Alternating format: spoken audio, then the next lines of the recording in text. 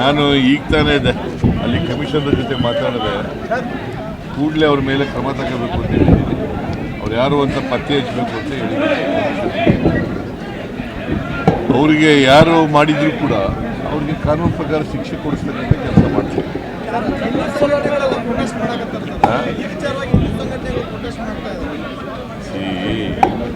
ನನಗೆ ಗೊತ್ತಿಲ್ಲ ಯಾರು ಮಾಡಿದ್ದಾರೆ ಅಂತ. ಅದಕ್ಕೆ ಹಿಂದೂ ಸಂಘಟನೆಗಳು ಪ್ರತಿಭಟನೆ ಮಾಡೋದಿದೆಯಲ್ಲ, ಅದು ರಾಜಕೀಯವಾಗಿ ಮಾಡ್ತಾ ಇರ್ತೀವಿ. ಸರ್, ಈ ಥರ ಕೆಚ್ಚಲು ಕೊಯ್ಯುವಂಥದ್ದು, ಹಿಂಸೆ ಕೊಡುವಂಥದ್ದು, ಹಿಂಸೆ ಕೊಡಬಾರ್ದ್ರಿ. ಯಾರು ಮಾಡಿದ್ದಾರೆ ಅಂತ ಗೊತ್ತಿಲ್ವಲ್ಲಪ್ಪ. ಸುಮ್ಮನೆ ನೀವು ಕೆಚ್ಚಲು ಕುಯ್ಯಬಾರ್ದು ಅಂತಂದರೆ, ಕೆಚ್ಚಲು ಕುಯ್ಯಬಾರ್ದು ಅನ್ನೋದು ತಪ್ಪು. ಕೆಚ್ಚಲು ಕುಯ್ದಿರೋದು ತಪ್ಪು. ಯಾರೇ ಮಾಡಿದ್ರು ಕೂಡ ಅದು ಅಪರಾಧ. ಗೊತ್ತಾಯ್ತಾ? ಅಪರಾಧ ಮಾಡಿದವರು ಯಾರು ಅಂತ ಪತ್ತೆ ಹಚ್ಚಿ ಅವ್ರಿಗೆ ಶಿಕ್ಷೆ ಕೊಡಿಸ್ತಕ್ಕಂಥ ಕೆಲಸವನ್ನು ಮಾಡ್ತಾರೆ.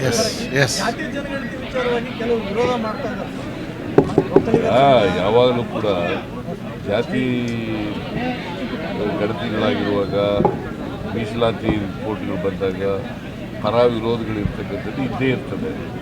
ನಾವು ಅದನ್ನು ಕಳೆದ ವರ್ಷ ರಿಸೀವ್ ಮಾಡ್ಕೊಂಡಿದ್ದೀವಿ. ವರದಿ ಕ್ಯಾಬಿನೆಟ್ ಮುಂದೆ ಮಂಡಿಸ್ಬೇಕಲ್ಲ, ಅದಕ್ಕೆ 160 ಕೋಟಿ ರೂಪಾಯಿಗಳು ಖರ್ಚು ಮಾಡಿದ್ದೀವಿ.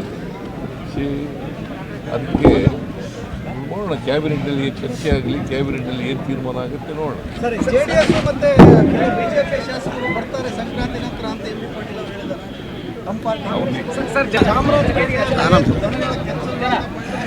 ನಾನು ಈಗ ತಾನೇ ಅಲ್ಲಿ ಕಮಿಷನರ್ ಜೊತೆ ಮಾತಾಡಿದೆ. ಕೂಡಲೇ ಅವ್ರ ಮೇಲೆ ಕ್ರಮ ತಗೋಬೇಕು ಅಂತ ಹೇಳಿದ್ದೀನಿ. ಅವ್ರು ಯಾರು ಅಂತ ಪತ್ತೆ ಹಚ್ಚಬೇಕು ಅಂತ ಹೇಳಿದ್ದೀನಿ. ಅವರಿಗೆ ಯಾರು ಮಾಡಿದ್ರು ಕೂಡ ಅವ್ರಿಗೆ ಕಾನೂನು ಪ್ರಕಾರ ಶಿಕ್ಷೆ ಕೊಡಿಸ್ತಕ್ಕಂಥ ಕೆಲಸ ಮಾಡ್ತೀವಿ.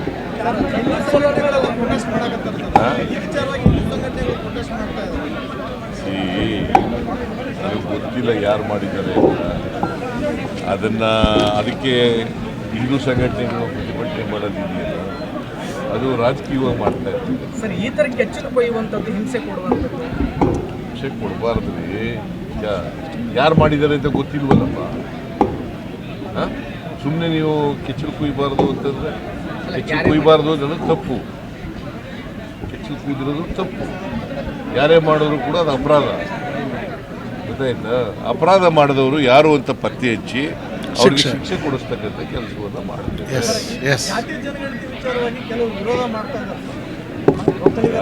ಯಾವಾಗಲೂ ಕೂಡ ಜಾತಿ ಗಣತಿಗಳಾಗಿರುವಾಗ, ಮೀಸಲಾತಿ ರಿಪೋರ್ಟ್ಗಳು ಬಂದಾಗ ಪರ ವಿರೋಧಗಳಿರ್ತಕ್ಕಂಥದ್ದು ಇದ್ದೇ ಇರ್ತದೆ. ನಾವು ಅದನ್ನು ಕಳೆದ ವರ್ಷ ರಿಸೀವ್ ಮಾಡ್ಕೊಂಡಿದ್ದೀವಿ. ವರದಿ ಕ್ಯಾಬಿನೆಟ್ ಮುಂದೆ ಮಂಡಿಸ್ಬೇಕಲ್ಲ, ಅದಕ್ಕೆ 160 ಕೋಟಿ ರೂಪಾಯಿಗಳು ಖರ್ಚು ಮಾಡಿದ್ದೀವಿ. ಅದಕ್ಕೆ ನೋಡೋಣ, ಕ್ಯಾಬಿನೆಟ್ನಲ್ಲಿ ಚರ್ಚೆ ಆಗಲಿ, ಕ್ಯಾಬಿನೆಟ್ನಲ್ಲಿ ಏನು ತೀರ್ಮಾನ ಆಗುತ್ತೆ ನೋಡೋಣ.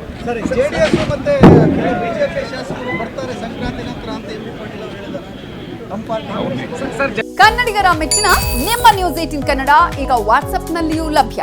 ಕರ್ನಾಟಕ ಮತ್ತು ದೇಶ ವಿದೇಶದ 360 ಡಿಗ್ರಿ ಸುದ್ದಿ ವಿವರವನ್ನ ನೀವು ನಿಮ್ಮ ಕೈ ಬೆರಳುಗಳಲ್ಲಿಯೇ ಪಡೆಯೋದಿಕ್ಕೆ ಈ QR ಕೋಡ್ ಅನ್ನು ಸ್ಕ್ಯಾನ್ ಮಾಡಿ.